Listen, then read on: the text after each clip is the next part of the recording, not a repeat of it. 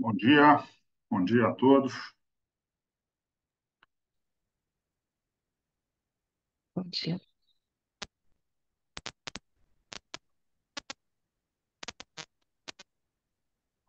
Bom, todos aqui, já em áudio e vídeo. Bom dia aos nossos convidados. Eu vou aqui primeiro, como presidente do Comitê Legal, Tributário e Regulatório, fazer uns agradecimentos e uma apresentação rapidamente institucional para passar a palavra ao meu amigo Paulo Tedesco e, na sequência, ouvir aí os nossos ilustres convidados de hoje. Bom, antes de mais nada, então, nossos agradecimentos aos associados mantenedores da Bridgestone, cujas marcas estavam amplamente divulgadas no slide de abertura desse evento. Igualmente, agradeço aí ao meu colega Paulo Tedesco, vice-presidente do Comitê Legal, Tributário e Regulatório da Câmara, pela parceria na organização do evento, né, e, obviamente, aos nossos ilustres e eminentes convidados, doutor João Henrique Groner, né, a quem aqui já peço escusos aí por utilizarmos aí o cargo anterior aí de coordenador-geral de estratégia de recuperação de créditos tributários da PGFN, ora procurador-geral adjunto, né, de estratégia e recuperação de crédito da Procuradoria-Geral adjunta de gestão de dívida ativa da PGFN, a Júlia Nogueira, VP de Relações Governamentais do Instituto Brasileiro de Arbitragem de Transação Tributária, o IBAT. Aliás, parceria incrível essa aqui que conseguimos botar no dia de hoje, né? A PFN, na pessoa do Procurador-Geral, que trata do assunto, objeto do nosso tema, e o IBAT, que obviamente é um instituto, né, especializadíssimo na temática objeto da nossa conversa de hoje. E ao Rodrigo Prado Gonçalves, integrante do Núcleo Executivo, coordenador do Comitê de Transação e Negócio Jurídico Processual do IBAT. Né? E, obviamente, a toda a audiência que nos acompanha remotamente. É uma rápida apresentação institucional da nossa Câmara. A Câmara Britânica de Comércio e Indústria do Brasil, a Britton, atua no Brasil há 108 anos, sendo o mais relevante fórum da comunidade empresarial governamental Brasil, Reino Unido, para incremento do comércio, investimentos, serviços e relações bilaterais. Temos atuação nacional com filiais em São Paulo, Rio, Paraná e Minas Gerais. Reunimos na Câmara grandes investidores britânicos no Brasil, dos mais diversos setores da economia, além de empresas brasileiras que se engajam nas relações Brasil-Reino Unido. A Câmara atua através de 12 comitês temáticos, que vêm a ser sobre agronegócios, capital humano e educação, comércio e investimentos internacionais, economia e finanças, energia, infraestrutura, legal, tributário e regulatório, meio ambiente, sustentabilidade, mineração, saúde, riscos e seguros e tecnologia. E também junto à Comissão Consultiva de Advocacy, a nossa CCA, em temas prioritários nas frentes de questões climáticas, tributárias e regulatórias. Todas as atividades que realizamos seguem e reforçam a missão da Bridgestone de promover os negócios bilaterais Brasil-Reino Unido, atuando para que haja ambientes empresariais e sociedades diversos, inclusivos, prósperos e sustentáveis, servindo aos associados e contribuindo para o crescimento do comércio, indústria, serviço e investimentos. Convido a todos a visitarem o site da Câmara, www.bridgestone.com.br, e participarem dos nossos próximos eventos na Câmara. Com isso, feita a nossa apresentação institucional de praxe, passo a palavra ao meu colega Paulo Tedesco para a apresentação dos nossos convidados e para a gente começar ao que realmente nos interessa. Um bom dia, um bom evento a todos. Muito obrigado, Léo. Bom dia a todos. Em primeiro lugar, obrigado pela presença, obrigado pela audiência. Ao Léo, obrigado mais uma vez pela parceria. Sempre um prazer, sempre uma satisfação dividir aqui a coordenação de eventos desse calibre com o Leonardo, para trazer aqui pontos que entendemos, reputamos interessantes e atuais dentro desse foro. Gostaria de realçar aqui breves considerações a respeito da dinâmica da exposição de hoje. O nosso evento ele é transmitido ao vivo pelo Zoom e também no canal da Bridgestone no YouTube. O webinar vai ter exposição dos convidados e, logo na sequência, um espaço livre para questionamentos pela audiência. As perguntas só podem ser enviadas pela ferramenta Q&A do Zoom. Não serão consideradas as perguntas feitas no YouTube, porque a interação é exclusiva para aqueles que estão no Zoom. O acesso à plataforma é gratuito e pode ser feito mediante o link disponibilizado no chat no YouTube. Ao formularem os questionamentos, nós pedimos a gentileza de mencionarem tanto o nome quanto a empresa que vocês representam antes da própria pergunta, para fins de identificação. E por fim, gente, haverá uma curadoria das perguntas, visto que há uma restrição de tempo. Desde já pedimos desculpas por perguntas que eventualmente não sejam abordadas ou respondidas justamente em função desse intervalo que temos aqui de 1 hora para o evento. Dito isso, eu passo aqui a palavra ao Rodrigo, que vai iniciar a exposição para trazer as ponderações iniciais dele. Rodrigo, por gentileza. Bom dia. Obrigado, Paulo. Bom dia a todos. Leonardo, Paulo, é um prazer e uma honra estar aqui junto ao Bircham para falar sobre algo tão importante, tão caro à sociedade, que é justamente os meios alternativos de resolução de conflitos tributários. Todos nós, né, da minha geração, ela foi forjada a litigiosidade. Então, sempre na faculdade, na nossa vida profissional, a gente sempre tentou resolver os conflitos tributários por meio da discussão, pelo meio do processo, seja na esfera administrativa, seja na esfera judicial. E isso tende a mudar, ou vem mudando ao longo dos anos, com a instituição aqui no sistema brasileiro de algumas formas alternativas de resolução desses conflitos. Nós temos já a mediação tributária, a conciliação tributária, a transação, que é super recente, e estamos aí brigando para que tenhamos a regulamentação e a instituição da arbitragem tributária no Brasil. Então, hoje o nosso foco aqui da conversa é justamente a transação tributária federal e a arbitragem tributária. Então, o que acontece? Pode passar, Júlio, por favor. Eu trouxe aqui um panorama do contencioso em 2019. Por que 2019? Porque em 2019 foi justamente Rodrigo, o... posso interromper um segundinho? Claro, Para mim, o áudio está baixo e para o Leonardo também. Eu não sei se para os demais também. também. Não sei se tem como aumentar o volume ou deixar o microfone mais próximo. Aumentei, melhorou? Melhorou um pouco. Tá, Obrigado. eu vou aumentar o tom da minha voz Tá bom. também. Nós trouxemos aqui o panorama do contencioso tributário em 2019. Por que 2019? Porque 2019 foi justamente o ano da regulamentação da transação tributária no Brasil. Vocês podem ver que nesse ano nós tínhamos aí um processo administrativo, ele durava em torno de 6 anos e meio e mais 9 anos de sua tramitação na esfera judicial via execução fiscal. Ou seja, um processo tributário, ele durava em torno de 15 anos do seu início até a sua conclusão. E isso gerou aí um estoque do passivo fiscal tributário federal altíssimo, no valor de 135 bilhões de reais de processos em trâmite na primeira instância administrativa, né, que é a DRJ, 671 bilhões no CARF, na segunda instância, que gerou também aqui mais de 16 milhões de inscrições em dívida ativa, representando aí 2,32 trilhões de reais, ou 31,77% do produto interno bruto. Então, assim, esse era o cenário de 2019, e nós vamos tratar justamente como é possível reduzir esse estoque. A primeira forma é a transação tributária e a segunda, a arbitragem. Então, em relação à transação,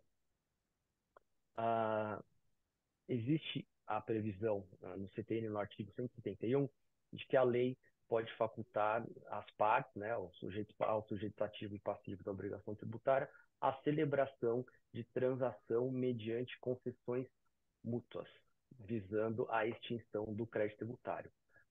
Como nós sabemos, o Código Tributário Nacional é de 1966, e esse artigo específico só veio a ser regulamentado pela MP 899, que é a MP do contribuinte, a MP 899, que posteriormente foi convertida na Lei 13.988 de 2020. Ela teve como disposição dos motivos justamente a redução da litigiosidade e resolução de conflitos, a redução do estoque de créditos tributários, como nós vimos na época, era um estoque bem considerável, aumento da arrecadação e redução de parcelamentos especiais.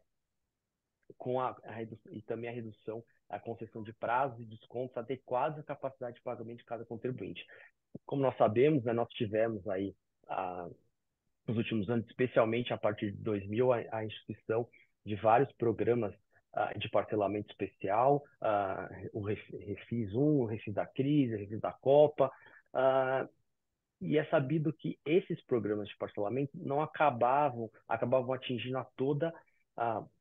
acabavam atingindo a totalidade dos contribuintes, sem levar em consideração a sua efetiva capacidade de pagamento. E isso, com a lei da transação, isso veio a ser regulamentado, porque justamente os programas de transação estão mais focados para aqueles contribuintes que estão em dificuldades financeiras. Então, houve uma mudança de foco justamente para conceder os benefícios para aqueles contribuintes que não tinham condições de arcar com os tributos devidos. Então, nesse sentido, foi editada a Lei 13988 e ela, desde a sua instituição em 2020, ela sofreu algumas alterações por meio dessas leis mencionadas aqui, a 14375 de 2022 e a 14689 de 2023, e basicamente o que nós temos hoje? Possibilidade de redução de juros, multas e encargos até o limite de 65% da dívida transacionada. Inicialmente, essa redução era de 50% e nós tivemos uma alteração justamente para ampliar esse percentual. A possibilidade de pagamento dos débitos em até 120 parcelas, diferente do parcelamento ordinário, em que o pagamento pode se dar até em 60 meses. Possibilidade de utilização de crédito de prejuízo fiscal e base negativa da CSL até o limite de 70% do saldo remanescente após a incidência dos descontos. A utilização de precatórios, o direito creditório para a amortização do principal, multa e juros. Também a possibilidade de apresentação de quaisquer modalidades de garantias previstas em lei, justamente para acomodar esse interesse entre fiscos e contribuintes. Então, basicamente, nós temos duas modalidades. Quais são as modalidades de transação? Nós temos a transação por edital e a transação individual.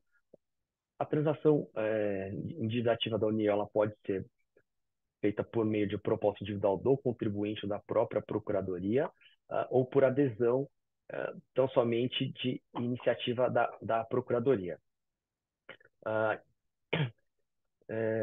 Enfim, e hoje, após a edição da lei, nós tivemos algumas portarias da Procuradoria e da Receita Federal que tratam do assunto. Eu trouxe aqui tão somente as gerais, eu não diria mais importantes, mas são as gerais que nós temos hoje no assunto, que é a portaria PGFN 6757, com as suas alterações posteriores, regulamentando a transação na cobrança de crédito da União e da FGTS.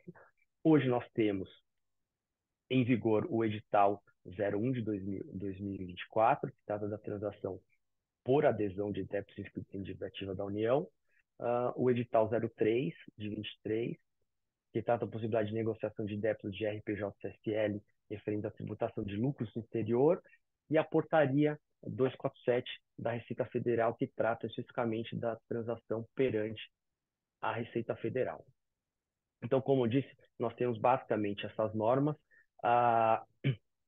e para facilitar aqui a visualização e a abrangência, né, o que cada uma delas estabelece, nós fizemos aqui um quadro com comparativo entre as normas para demonstrar o que nós temos hoje. Então, a portaria PGFN 6757 de 22, ela regulamenta, como eu disse, a transação individual e a transação por edital. Então, sempre que for promovido algum edital, uma norma específica, como nós vimos aqui, hoje nós temos o edital 01, e a própria portaria 6757 trata da transação individual. A transação individual, ela contempla os débitos a partir de R$ 1 milhão. Entre R$ 1 milhão e R$ 10 milhões nós temos a transação individual simplificada, e a partir dos R$ 10 milhões nós temos aqui a transação que eu chamo de ordinária. sempre voltada para débitos inscritos em dívida ativa. Por sua vez, esse edital 01 de 2024 trata também dos créditos inscritos em dívida ativa da União, só que tem uma limitação, que os débitos eles não podem ser superiores a 45 milhões de reais. Eventualmente, se o débito do contribuinte superar esse valor de alçada, ele necessariamente tem que apresentar uma proposta de transação individual ordinária. Por sua vez, a portaria da Receita Federal 247, ela trata também muito parecida com a portaria PGFN 6757, ela trata da transação individual simplificada e a ordinária, ou seja, de 1 milhão a 10 milhões de reais, o contribuinte tem que propor a proposta, né, de transação individual simplificada, e acima de 10 milhões é a transação individual ordinária, lembrando que essas propostas se aplicam tão somente a débitos objeto de contencioso administrativo, ou seja, estão sendo discutidos após a lavratura de auto de infração ou glosa de compensação em que houve apresentação de manifestação de conformidade. Os débitos do conta corrente, como são conhecidos, não são objeto de transação nos termos da portaria da Receita Federal 247. Nós temos também, e como se dá a formalização?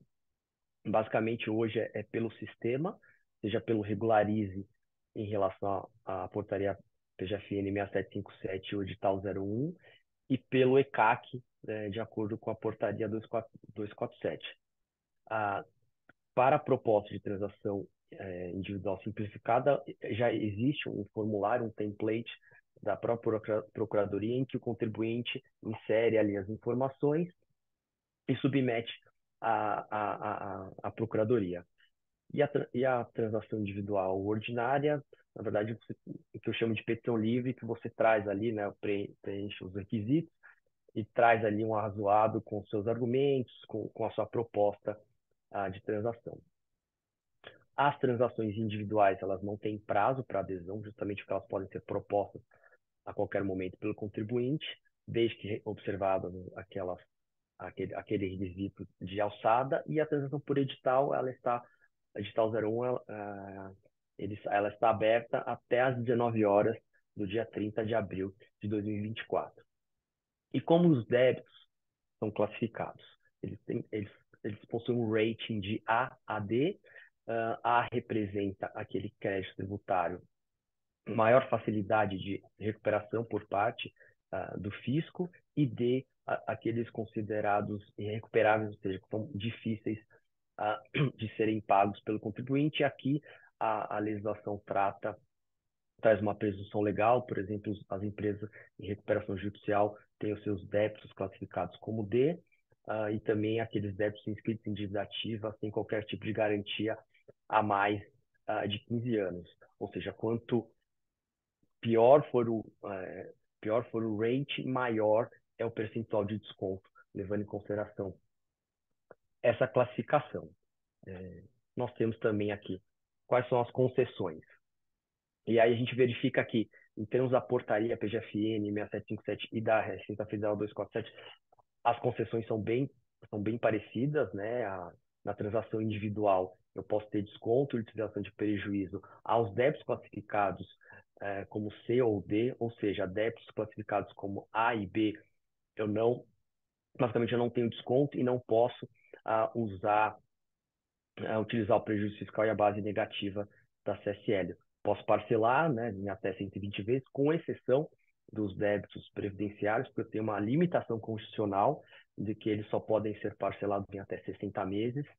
Tenho aqui a flexibilização de regras para aceitação, avaliação, substituição e liberação de garantias, também em relação à constrição ou alienação de bens, e também é possível o uso de precatório próprio ou de terceiros para amortizar a sua dívida.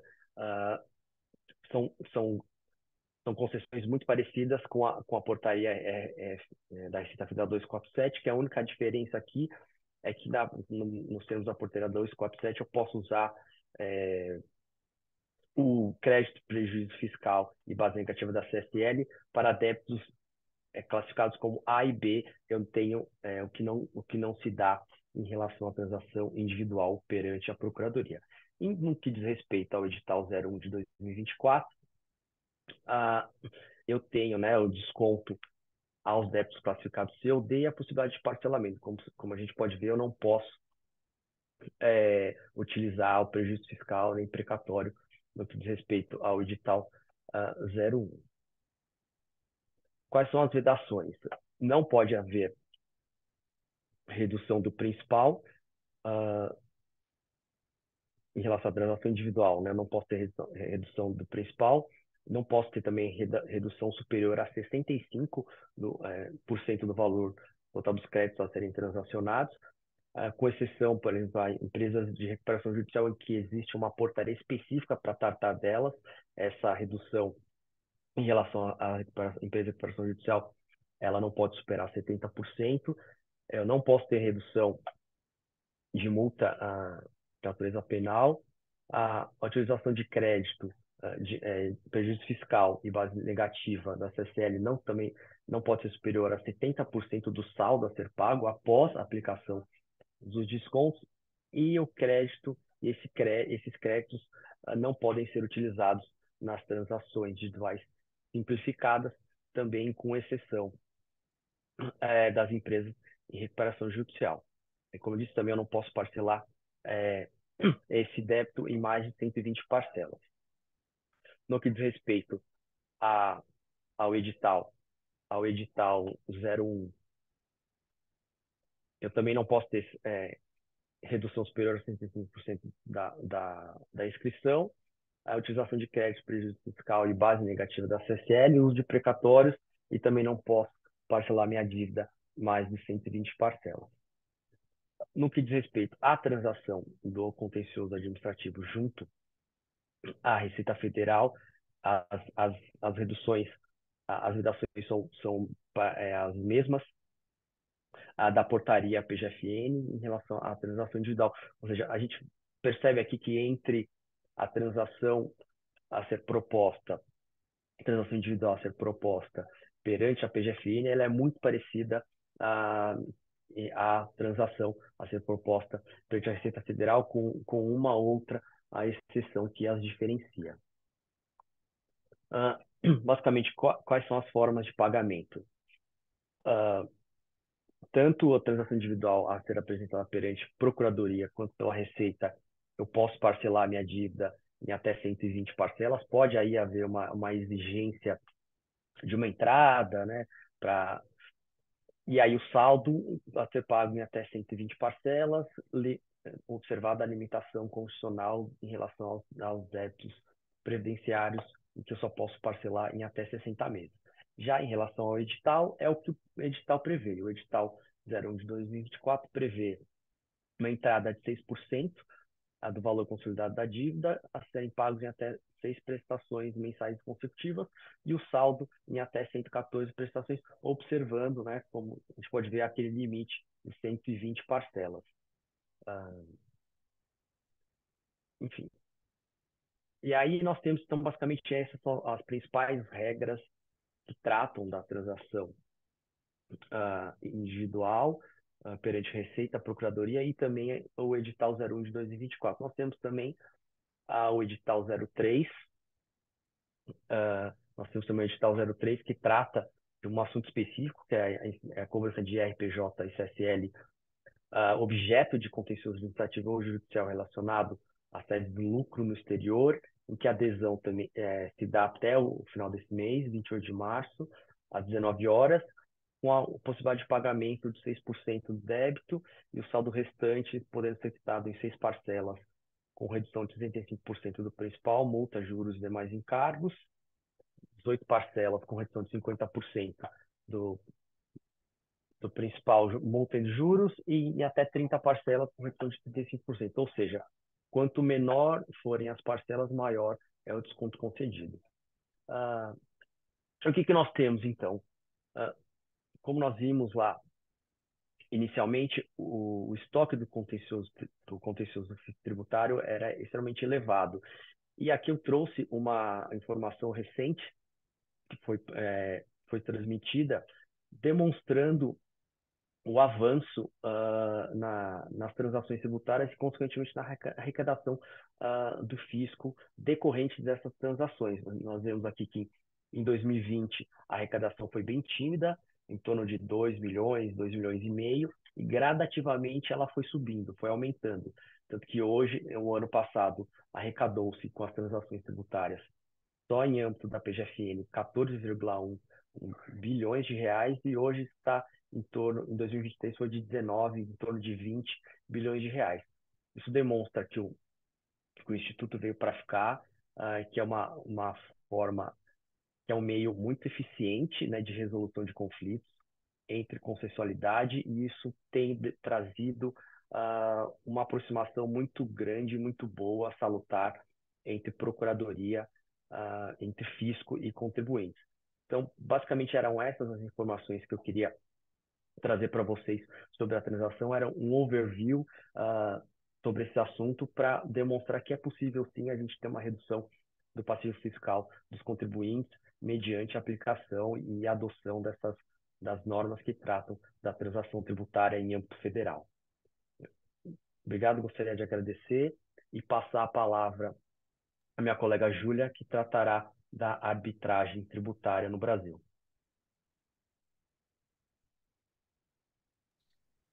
Bom dia a todos. Agradeço à Câmara Britânica, na pessoa dos doutores Leonardo Martins e Paulo Tedesco, pelo convite. É uma honra muito grande estar aqui com vocês, na companhia dos colegas Rodrigo e João, que são profundos conhecedores desses temas e também uma grande responsabilidade. E o objetivo aqui hoje, nós falarmos sobre métodos alternativos ou métodos chamados adequados de solução de controvérsias tributárias. Nesse contexto, nós temos juntamente com a tratação da arbitragem tributária, que é o instituto do qual eu sou vice-presidente de relações governamentais, vem trabalhando incisivamente para viabilizar que a arbitragem tributária, assim como a transação, seja produzida no nosso sistema como uma das formas de solução de controvérsias tributárias, justamente para, assim como a transação, contribuir para a redução dessa litigiosidade excessiva que nós temos no nosso contencioso tributário, oferecendo uma forma de solução de conflito que seja rápida, eficiente e técnica, né? O interessante que a gente tem em todos os conflitos jurídicos é que existam várias possibilidades de resolvê-los, e não apenas levando o conflito ao Poder Judiciário e passando por um contencioso de 15 anos, como a gente viu que era a média de tempo em 2019. E, a nosso ver, a gente também deve compor esse sistema que se costuma chamar de multiportas para a solução de controvérsias tributárias. Até pouco tempo atrás, falar em arbitragem tributária parecia algo inimaginável, absurdo. Mas também parecia algo inimaginável e absurdo falar em transação tributária. Em 2009, nós tivemos o primeiro projeto de lei do ministro Adams, apoiado também pelo Heleno Torres, sobre transação tributária, e nós pensamos que todos, se não todos, muitos de nós pensamos que seria inviável falar em transação da esfera tributária, que o débito tributário não poderia ser transacionado por conta do princípio da indisponibilidade do crédito tributário, e a gente pôde ver da apresentação do Rodrigo, essa visão foi sendo alterada, o Instituto foi sendo aperfeiçoado, foi discutida uma legislação de excelente qualidade técnica, cujos editais também vêm sendo aprimorados, e a transação é um grande sucesso, que beneficia tanto o fisco quanto os contribuintes. Nós acreditamos que a arbitragem também pode ser muito útil para o sistema tributário naquilo que for cabível, né? A cada conflito cabe uma solução via o método adequado. E haverá conflitos, certamente, que podem ser muito bem solucionados por arbitragem tributária. É importante a gente falar de eventuais entraves ou de eventuais dificuldades, porque para muitos ainda é um assunto novo e desconhecido, né? Mas é importante lembrar que já há muitos anos no Brasil arbitragem com a administração pública. Então, a administração pública já está habituada a lidar, a discutir seus conflitos e a dirimir seus conflitos por arbitragem, especialmente quando a gente está falando de contratos públicos que prevêem cláusula arbitral.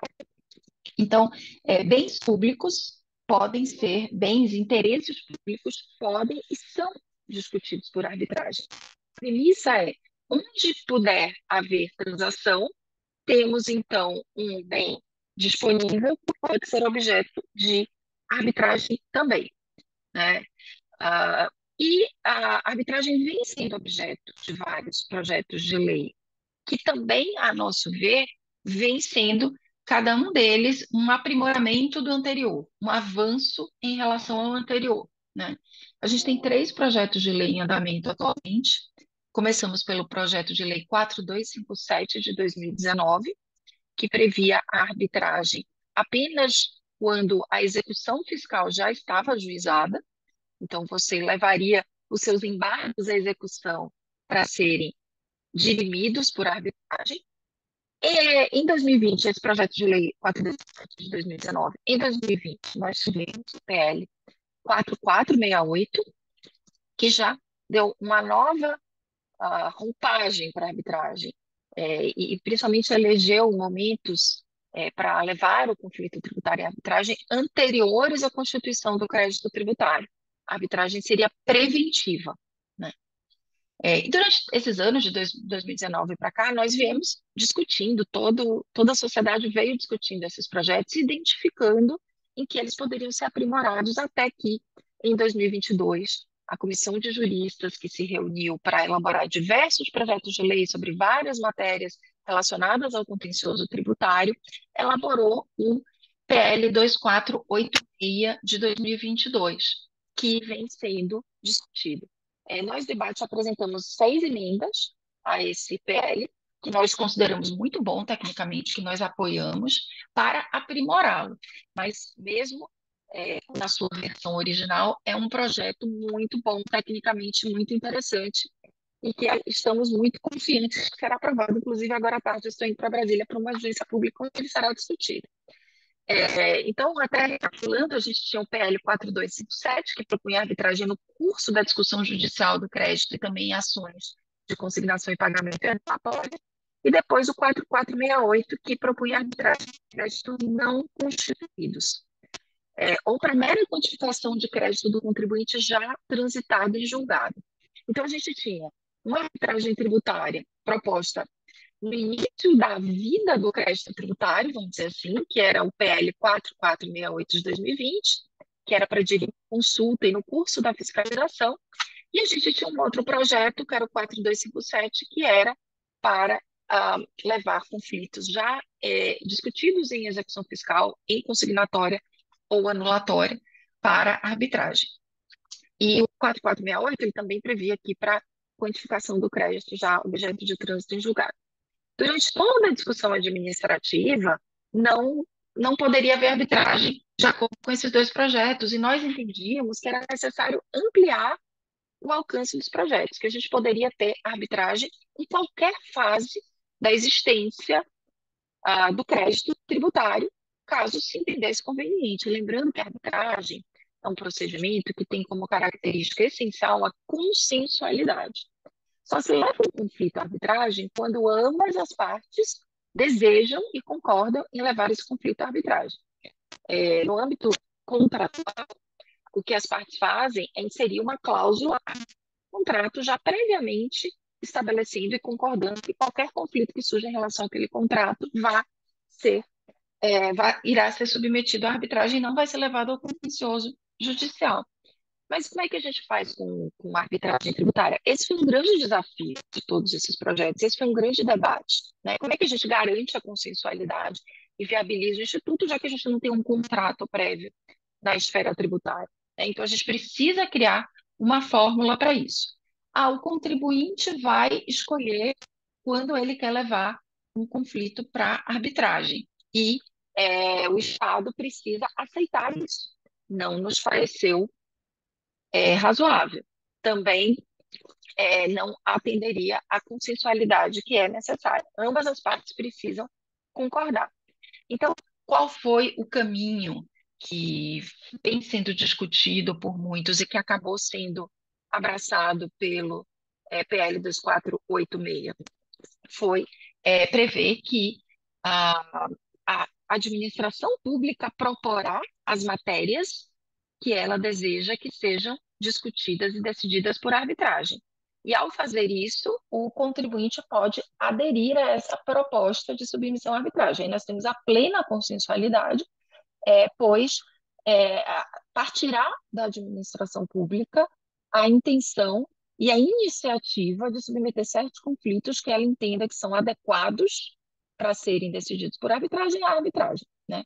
E um ponto interessante é que a arbitragem tributária já existe em outros países, existe em Portugal, e tem muito sucesso em Portugal. E lá em Portugal é assim que funciona: você tem um ato administrativo por parte do Estado, escolhendo os conflitos que vão ser submetidos à arbitragem. Então, hoje nós temos em discussão, o projeto mais novo que nós temos em discussão é o PL 2486, que dispõe sobre a arbitragem em matéria tributária e aduaneira, que foi proposto pela Comissão de Juristas do Senado, o IBAT contribuiu também, juntamente com dois PLs, o 124 e o 125, que dispõem sobre regras gerais e também tratam de arbitragem, tratam que de inserir no Código Tributário Nacional a previsão de solução de conflito por arbitragem. Como o Rodrigo falou, a transação já estava prevista no CTN como forma de dirimir conflitos tributários, mas a arbitragem não. Então, os PLPs, os projetos de lei complementar 124 e 125, trazem essa previsão para a lei complementar, para o CTN, prevendo que a lei autorizará a arbitragem para promover prevenção e resolução de conflitos no contencioso administrativo e jurisdicional, ou seja, em qualquer momento da vida do crédito tributário, para prever a suspensão da exigibilidade do crédito tributário pela instauração da arbitragem, que é muito importante, né? É essencial para os contribuintes que, ao submeter o seu conflito a julgamento, a exigibilidade fique suspensa, então isso precisa ser tratado tanto pela lei complementar quanto pela lei ordinária, e também a previsão de extinção do crédito tributário pela sentença arbitral favorável ao sujeito passivo transitado em julgado. Até essa questão da palavra favorável é um ponto que o IBAT está sugerindo aí um ajuste, porque a sentença pode ser parcialmente favorável também, enfim. A sentença arbitral, ela tem os mesmos efeitos da sentença judicial e deve ser prevista dessa forma. O PLP 124 trata da prescrição, também da interrupção da prescrição, que é um tema importante.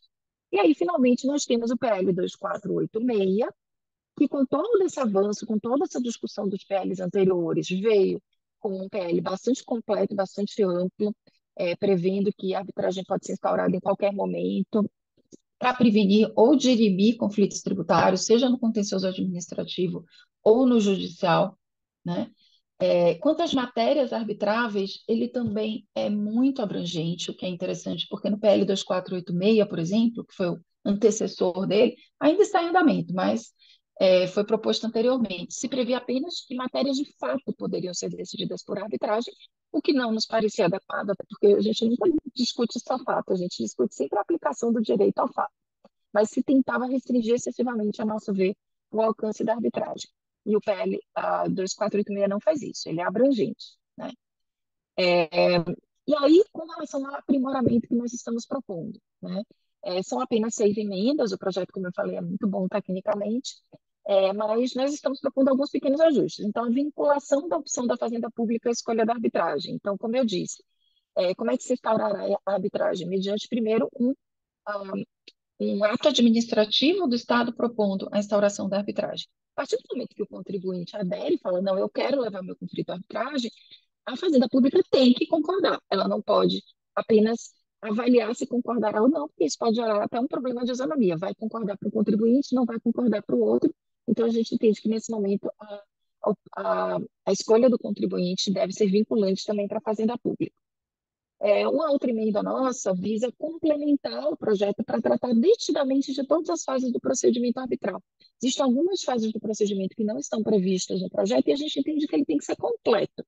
Ele tem que tratar de tudo. Você tem que pegar essa lei e seguir passo a passo o procedimento arbitral do começo ao fim. Então, algumas etapas, por exemplo, como a Como vai ser constituído o tribunal arbitral? Não estão previstas no projeto. Você teria que usar a lei de arbitragem como fonte subsidiária. E a gente entende que há peculiaridades na arbitragem tributária que merecem que esse tratamento seja completo no projeto. Alteração do fundamento constitucional. Também entendemos que aqui a matéria não é de competência privativa da União, e sim de competência concorrente. Os estados podem tratar da matéria respeitando as regras gerais estabelecidas pela União. Então, aqui, nós propomos que seja utilizado o artigo 24(11) da Constituição, em lugar do artigo 22(1). A arbitrabilidade objetiva, esse é um ponto super importante. O PL veda a submissão à arbitragem de controvérsia envolvendo constitucionalidade de normas jurídicas ou discussão de lei em tese. A nosso ver, isso não é adequado. Nós queremos que assuntos constitucionais sejam decididos por arbitragem? Não necessariamente. Quem vai escolher é a Fazenda Pública. Porém, você afastar previamente matéria constitucional de arbitragem nos parece inadequado. Não existe esse afastamento na arbitragem comercial, na arbitragem geral. Qualquer matéria pode ser decidida por arbitragem, desde que as partes assim decidam. E o juiz também, de primeira instância, também pode afastar uma norma constitucional. O árbitro tem que ter os mesmos poderes do juiz de primeira instância. Claro que ele não vai afastar no controle concentrado, que esse é exclusivo do STF. A penúltima sugestão que nós fazemos é alterar o projeto para não permitir a arbitragem ad hoc, apenas a arbitragem institucional. Então, nós entendemos que a arbitragem com a administração pública, em geral, exige toda a formalidade da arbitragem institucional. A escolha das câmaras tem que ser com câmaras previamente credenciadas. Você não pode fazer uma arbitragem escolhendo livremente quem vai ser o árbitro, onde ela vai ser realizada. Então, nós afastamos a possibilidade, sugerimos o afastamento da possibilidade da arbitragem ad hoc. E, por fim, um ponto muito importante que é a questão da suspensão da exigibilidade do crédito tributário. É muito importante que esse assunto seja tratado adequadamente nesses PLs. E a matéria só foi tratada pelo projeto de lei complementar. No projeto de lei ordinário não tem nada sobre suspensão. Nós estamos propondo uma redação que tende aos dois lados. Por um lado, os débitos que já estejam sendo exigidos por execução fiscal precisam de garantia integral para que a exigibilidade seja suspensa. Por outro, o contribuinte que provar, através de um incidente de incapacidade econômico-financeira, que não tem capacidade para garantir integralmente, poderia apresentar uma garantia parcial ou mesmo não apresentar garantia e obter a suspensão da exigibilidade do crédito durante o curso do procedimento arbitral. Então, eu procurei aqui trazer um resumo muito rápido para deixar espaço e tempo para todos os convidados e também para perguntas, e fico à disposição e o IBAT para qualquer dúvida que vocês tenham sobre o andamento desses projetos. Muito bem. Júlia, muito obrigado pela exposição. Rodrigo, obrigado também. Obrigado já pela interlocução aqui direta com a Júlia. João, passamos a palavra a você, para a gente ter um pouco das ponderações aqui sob a ótica da Procuradoria. Por gentileza. E obrigado pela presença. Paulo, muito obrigado. É um prazer enorme estar aqui. Agradeço o convite, meu amigo Rodrigo, minha amiga Júlia, ambos eu admiro bastante, presidente Leonardo, satisfação. Eu vou direto ao ponto, mas antes eu queria comentar duas coisas muito rápidas sobre o que o meu amigo Rodrigo e sobre o que minha amiga Júlia colocaram. Sobre a fala do Rodrigo, que é absolutamente interessante e correta, eu acho importante reforçar o seguinte. Primeiro, a transação é uma política pública que serve a muita coisa, mas ela não serve a tudo. Ela não vai resolver todo o nosso problema, infelizmente. Ela não é uma ferramenta que vá levar a gente a reduzir esse contencioso. Por isso a gente precisa investir em novas ferramentas, como é a arbitragem, como é a mediação, como é. Aí eu até vou mais além, como é a elaboração de leis mais claras para evitar o litígio, por exemplo, no nosso país, né? Porque se a gente fizer uma transação, e o Rodrigo falou muito bem, a transação é um instrumento de sucesso. Mas veja, é um instrumento de sucesso em cima de uma falha nossa, porque se a gente teve que resolver um conflito, é porque a gente deixou de se instaurar, e isso é ruim. Veja, se a gente resolver um conflito, muito bem, pontos para todos nós, mas a gente falhou em algum momento do passado, né? E aí é preciso ficar muito claro o seguinte: a transação de hoje, da 13988, ela visa cuidar basicamente de três dores, tá? Que é o litígio econômico, ou seja, quando o contribuinte ele deve mais do que pode pagar. Talvez não seja o público da Câmara Britânica, dos convenientes da Câmara Britânica. A gente tem uma outra dor, que é o litígio puro sobre a matéria de fato. Esse sim, que é o fruto do edital, que está em aberto agora. Esse sim, muito interessante para dirimir uma prognose que é incerta para ambos os lados, e aí sim, via concessões mútuas, resolver o litígio. E a gente tem o terceiro, que é o litígio de pequeno valor, né? Vale a pena a gente ficar gastando tempo, dinheiro e energia, sendo que o fruto da arrecadação desse valor ele é inferior a esse esforço todo, né? Então isso é muito relevante de estar, porque eventualmente confunde-se um com o outro. Aí o Rodrigo deixou isso muito claro e foi muito interessante.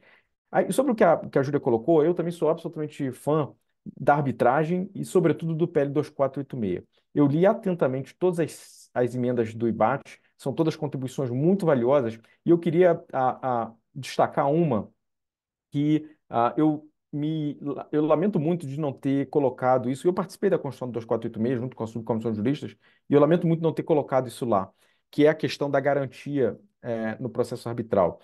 Eu tenho por convicção de que um processo arbitral saudável, seja em qualquer fase, tá? Não é só na execução fiscal, não. Para mim, é diferente. Daí eu divido um pouco da emenda proposta pelo IBAT lá, mas de qualquer maneira eu também acho ela absolutamente interessante. Eu acho que o procedimento arbitral ele deveria pressupor a apresentação de garantia, por uma questão muito simples. Se a gente vai se destinar a resolver de maneira arbitral, ou seja, a gente vai entregar na mão de um terceiro, que não é o Estado juiz, é um árbitro, para resolver um litígio entre a administração pública, né, no caso a administração tributária, seja ela representada pelo crédito ainda não escrito ou depois de escrito, e o contribuinte, e essa resolução ela tende a ser muito mais rápida do que a do Poder Judiciário, eu acho que só a garantia é que vai permitir que o desfecho dessa arbitragem seja efetivo. E vou dar um exemplo. Digamos que o contribuinte vença essa disputa arbitral. Diz lá o projeto 2486, que obviamente o débito vai ser cancelado, isso obviamente, e depois, por exemplo, honorários, ele vai poder cobrar via o honorários do advogado, vai poder cobrar via precatório, ou seja, ele vai satisfazer plenamente o bem da vida dele, tá? Agora, e se a fazenda ganhar o procedimento arbitral? Só a garantia é que permite que aquele recurso vai ser devidamente arrecadado. Porque imagine você, se a gente permitir um procedimento arbitral, aí se passar um ano, desculpa, o árbitro diz o seguinte: olha, com razão a Fazenda Pública, esse valor é devido. Aí você imagina agora ter que a Fazenda Pública começar o seu processo de identificação patrimonial para fazer a expropriação. Então, veja, isso não me parece compatível com a efetividade que se pretende do arbitral. Ou a gente trata ele seriamente, e quem ganhar, ganhou, vai levar o bem da vida, e seja em qualquer dos lados, tá? Se o contribuinte ganhar, eu acho que no D mais um, digamos que a sentença arbitral seja a favor do contribuinte. E isso vai acontecer N vezes, e espero que isso aconteça mesmo, porque isso faz parte do procedimento arbitral. Eu acho que no D mais um ele tem que ter o bem da vida dele na mão dele, que é o cancelamento do crédito e a extinção da exação que estava sendo indevidamente cobrada dele. Agora, o outro lado da moeda também é muito relevante. Não faz sentido eu atravessar todo o processo arbitral e ainda depois de vencedor ter que correr atrás do patrimônio do contribuinte. Por isso que eu acho que aquela emenda, se eu não me engano, é a emenda 3 do IBAT, muito interessante. Eu faço votos de que ela prospere, mas com esse circunstanciamento. Ou seja, eu acho que tem que haver a garantia, mas eu dispensaria, por exemplo, aquele procedimento de entrar na arbitragem provando que não tem bens, porque, veja, digamos que o contribuinte prove que não tem bens. Olha, eu não tenho bens e quero ir para o arbitral. Sim, aí se ele perder, o que que a Fazenda Pública vai discutir, o que que a Fazenda Pública vai recuperar? Ele não tem bens. Então, a esse contribuinte que não tem bens, a justiça tradicional brasileira está absolutamente à disposição. Ele tem todo o direito de defesa, via embargos de execução, inclusive. Embargos de execução, quando prova-se que não há bem suficiente, está ali à disposição para discutir tranquilamente, tá? Não estou cerceando o direito de defesa, muito pelo contrário. Eu estou dizendo só que o procedimento arbitral é para hipóteses em que, seja qual for o desfecho, a gente consiga o bem da vida no D mais um, ou logo em seguida, tá? Mas eu quis trazer também, Paulo, se você me permite, um assunto que me parece estar muito candente e talvez o público que está nos ouvindo tenha muito interesse, que é a questão da ressignificação do papel da garantia na discussão judicial do crédito tributário, tá? Esse assunto, ele ficou, de certa maneira, um pouco esquecido durante um tempo, e me parece que nos últimos meses, semanas, isso tomou uma proporção muito grande. Basta ver o julgamento do Supremo e a alteração do PL do CARF, tá? E aí, eu vou falar categoricamente, a gente já está preparando a alteração da portaria da PGFN para que ela observe o PL do CARF, que eu nunca lembro o nome do PL, porque para mim vai ser sempre PL do CARF, tá? Coitado, já é uma lei e eu vou sempre chamar de PL do CARF. Mas veja, a Procuradoria está se preparando para, diante do dispositivo legal, agora alterar os seus normativos para não exigir mais a liquidação do seguro-garantia antes do trânsito de julgado, fiel ao que estabelece, fiel ao império da lei, tá? Eu não concordo com essa decisão, mas agora não me cabe fazer mais esse papel. Esse papel me cabia fazer na tentativa de convencer não só os ministros do STJ, como a gente estava fazendo, todo mundo sabe, como também os parlamentares. Votada a lei, sancionada a lei, aliás, ela foi vetada, e depois o veto foi derrubado. Mais um motivo ainda para eu me curvar, não só como cidadão, como servidor público, mas, sobretudo, como observante do que diz o império da lei, tá? Então, a gente vai alterar nossa portaria de seguro-garantia, que é a 164, para alinhar essa questão do sinistro. A gente também está querendo fazer uma questão que é criar uns anexos lá para que ela para que a minuta de seguro-garantia seja padrão e não fique aquele vai e vem com cláusulas negativas. Eu sei que isso atrapalha muito ali a apresentação da garantia, né? Esses dias eu peguei uma cláusula, Paulo, só para você ter noção, era o seguinte: a seguradora se eximia de pagar o seguro é, é, se houvesse um ataque terrorista. Aí eu falei, olha, o Brasil não tem ataque terrorista, mas vai saber se o magistrado vai entender um ataque do PCC como terrorista. E aí eu falo, pô, tem que pedir para alterar o seguro garantia, isso é ruim, né? É ruim, parece uma má vontade na aceitação, mas não, eu sou fã do seguro garantia. Eu prefiro o depósito, mas tirando o depósito, para mim o second best, vamos colocar assim, é o seguro garantia, né? Esse é um ponto. O segundo ponto também que me parece muito relevante, que veio também com o PL do CARF, coitada da lei, que agora eu estou reduzindo ela a PL de novo, mas enfim, eu vou gravar essa lei, eu sei que é 14 mil quebrados, mas enfim, que é o artigo 4º. Ele é muito interessante, porque ele diz o seguinte: se o contribuinte litigar no CARF e perder no CARF pelo voto de qualidade, ele tem lá uma série de oportunidades. Mas se ele ainda assim quiser discutir judicialmente, o artigo 4º fala o seguinte: se o contribuinte tiver capacidade de pagamento, que me pareceu público aqui da Câmara, se ele tiver capacidade de pagamento aferida a partir do seu patrimônio líquido, ele não precisa apresentar garantia. Isso me parece interessante, desde que circunstanciado aos créditos fruto do voto de qualidade. Veja, créditos que não forem fruto do voto de qualidade, eu acho que precisam seguir a linha tradicional de garantia e o legislador fez esse recorte, tá? Esses dispositivos são primeiro, são para os contribuintes com capacidade de pagamento e, segundo, são para os créditos frutos do voto de qualidade agora na nova modelagem do CAR. Aí me parece razoável. E mesmo assim a gente ainda corre algum risco, tá? É, vide Americanas, tá? Que certamente nos seus balanços tinham um patrimônio líquido saudável. Ah, e por fim, eu queria também tratar de um outro assunto que me parece que está um pouco esquecido, mas eu sei que isso aí vai vir ainda à tona, viu? Vai vir ainda, vai aparecer ainda na linha d'água, que é o seguinte: é a gente utilizar uma ferramenta que veio antes da transação, que se chama negócio jurídico processual, como instrumento de introdução de formas menos ortodoxas de garantia.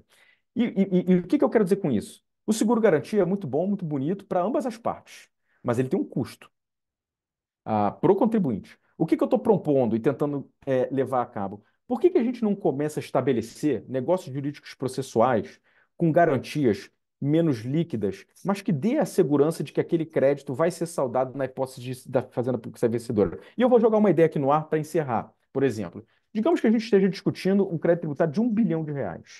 Um seguro-garantia vai custar por ano 1% disso.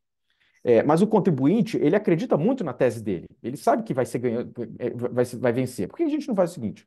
Apresenta uma garantia com uma liquidez, uma garantia que não tem custo financeiro, por exemplo, a capacidade de produção, ou um direito creditório, um precatório de outro ente, ou, por exemplo, uma cesta de patrimônio, ou seja, que não custe financeiramente naquele momento para o contribuinte.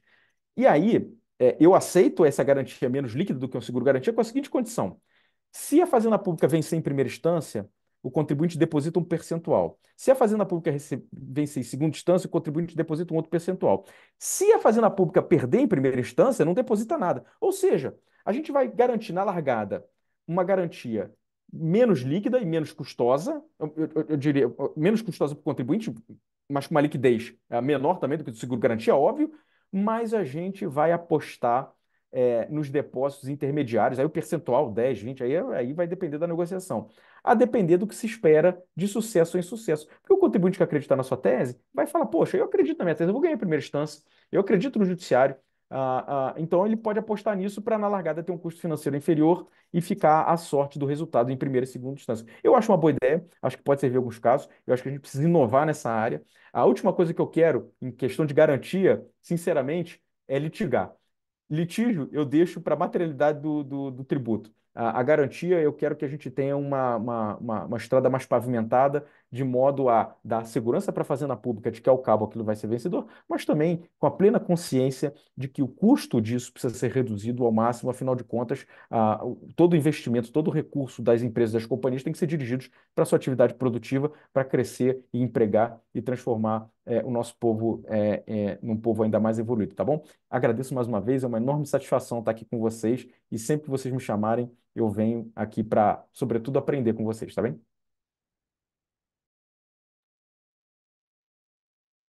Muitíssimo bem. Bom, em primeiro lugar, gostaria de realçar aqui o agradecimento ao Rodrigo, à Júlia, ao João. Acho que hoje foi riquíssima a exposição, acho que ela foi muito complementar em todos os aspectos, acho que em termos temáticos, acho que em termos de abordagens, e acho que inclusive o diálogo que a gente conseguiu fazer, embora a gente tenha tido uma sessão aqui de exposições e não propriamente um debate em si.